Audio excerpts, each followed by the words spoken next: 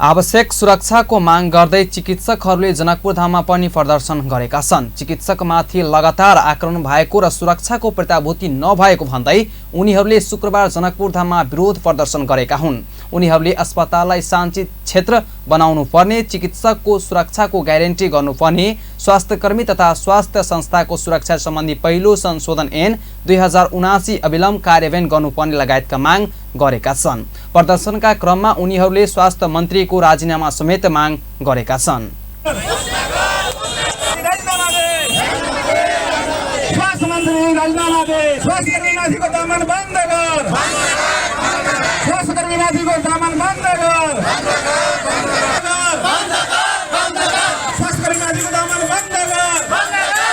उपचारका क्रममा विभिन्न स्थानमा डाक्टरहरूमाथि कोचपिच गर्नु दुःखद कुरा भएको पनि बताएका छन्। पोखराको मणिपाल अस्पताल, चितवन लगायतका स्थानमा चिकित्सकमाथि हातपात भएपछि उनीहरू आन्दोलित भएका छन्।